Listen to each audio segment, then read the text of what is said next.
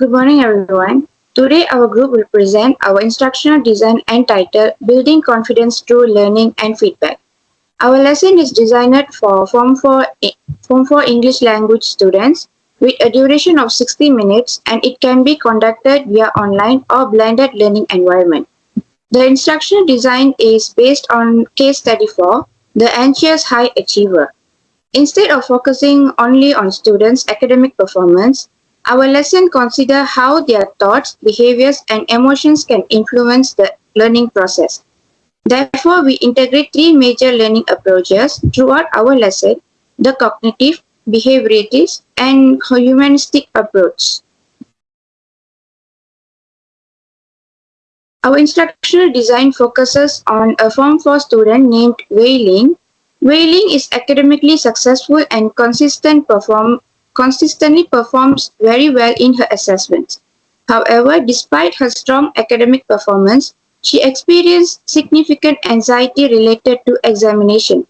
She frequently seeks reassurance about examination formats, becomes upset when receiving constructive feedback, feels pressure to meet her parents' expectation, and gradually avoids optional classroom discussion. This shows us that achieving excellent grades does not automatically mean that a student is confident, emotionally secure, or emotionally motivated in a healthy way. Therefore, the goal of our instructional design is not to reduce academic expectation. Instead, we want to maintain appropriate academic support while helping students develop confidence, resilience, healthy participation, and instinct motivation. Now, Kuvindran will explain our learning objective and lesson flow. Okay, thank you, Nishantini.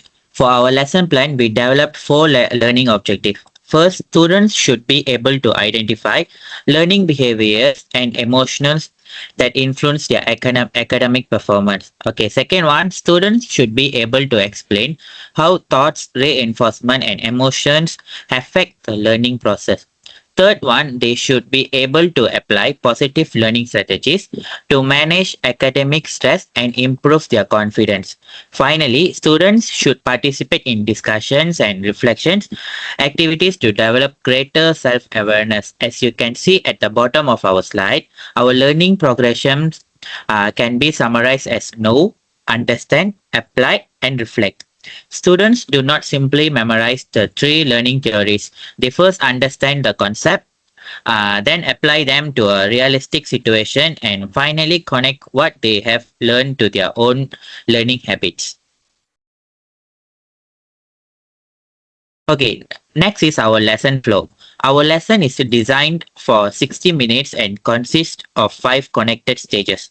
We begin with a 10 minutes engagement or set induction. Students are introduced to whaling situation and discuss how emotions can affect learning. Next, we have 15 minutes for understanding the lesson content. The teacher introduces the cognitive, behaviorist, and humanistic approaches and connects each one to whaling situation. After students understand the theories, we move to the main 20-minute group activity. Students work in groups to analyze whaling's behavior from one of the three perspectives. They identify her problems and suggest appropriate learning strategies. This is followed by a 10-minute individual reflection where students consider their own learning habits. Finally, we have a 5 minutes closure where students share one important thing they have learned. So the flow can be understood as experience, theory, analysis, application, and reflection. Instead of only explaining our set induction, Usha will now give you a short demonstration of how we would actually conduct it. Thank you, Govindran. For this part, I would like everyone to imagine that you are students in our Form 4 classroom. Let me introduce you to Wei Ling. Wei Ling is a Form 4 student who consistently scores above 90% in her assessment. Looking only at her grades, we may assume that she is confident and well-doing student. However, there is another side to her situation. Before examinations, Wei Ling becomes extremely anxious. She frequently contacts her teacher because she wants to know the exact topics and the question, what question will appear. She also becomes emotionally upset when she receives constructive feedback. At the same time, she feels strong pressure to achieve excellent results to satisfy her parents. She has gradually stopped practicing in her optional classroom discussions. So, I would like to ask everyone a simple question.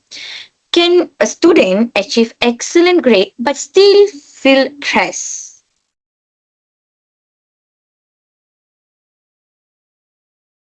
Yes, definitely right. And this question becomes the starting point of our lesson.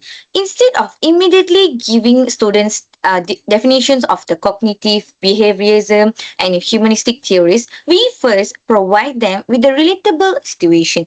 Students can share their opinions in a safe environment and begin thinking about the relationship between academic achievement and emotional well-being.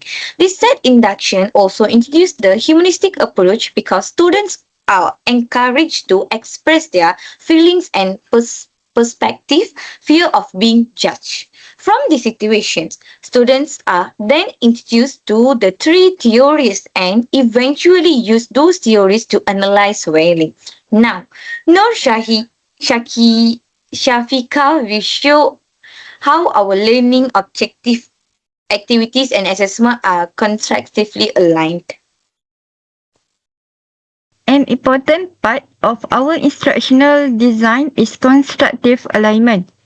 In simple terms, what we want students to achieve, what they do during the lesson, and how we assess them should all be connected.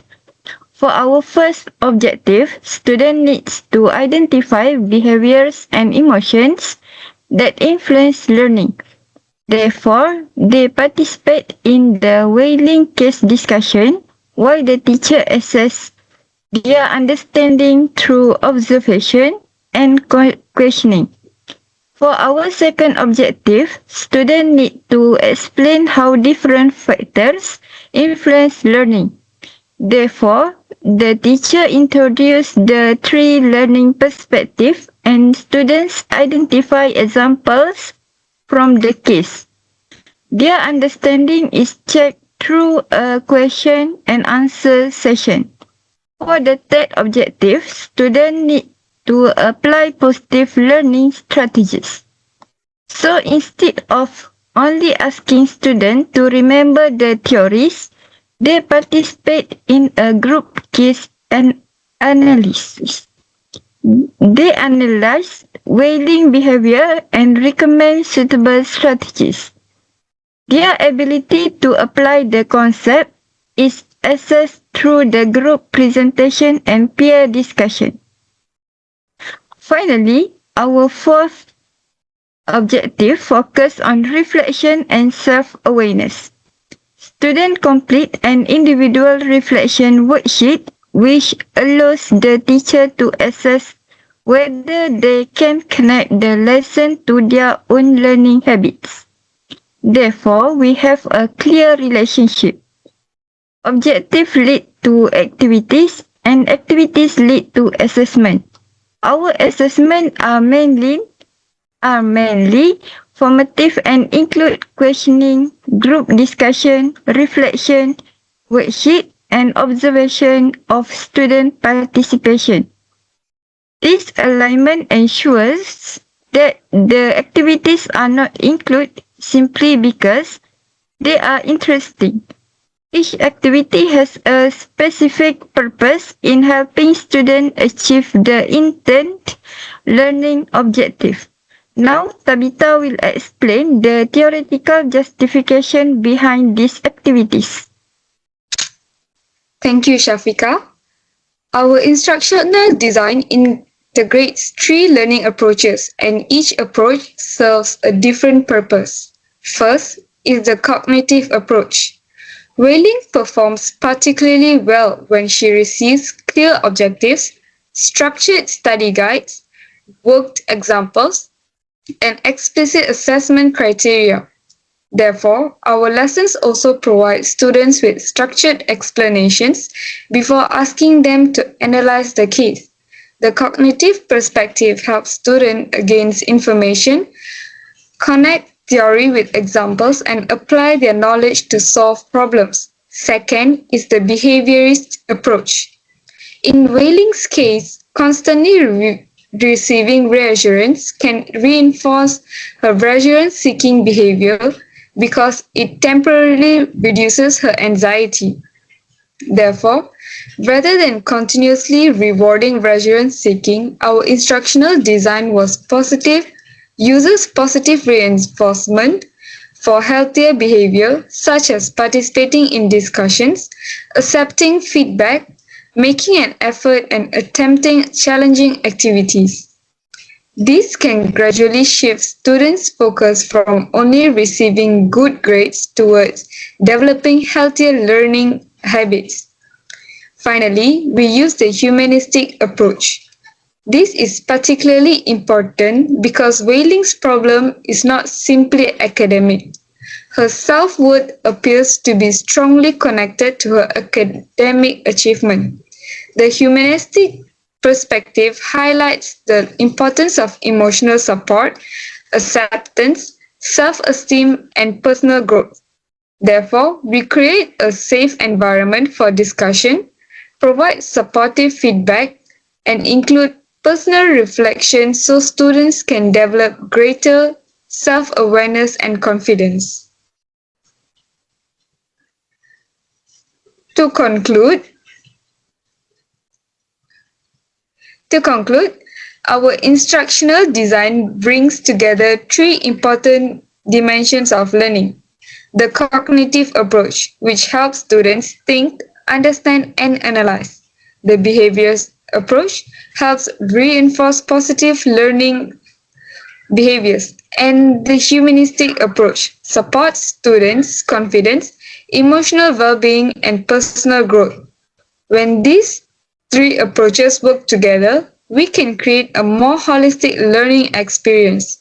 The main message behind our lesson is that successful learning is not only about achieving good grades, it is also developing confidence, resilience, motivation, and self awareness. This is why our lesson is designed to support students academically while also recognizing their emotional and personal development. Thank you for listening to our presentation.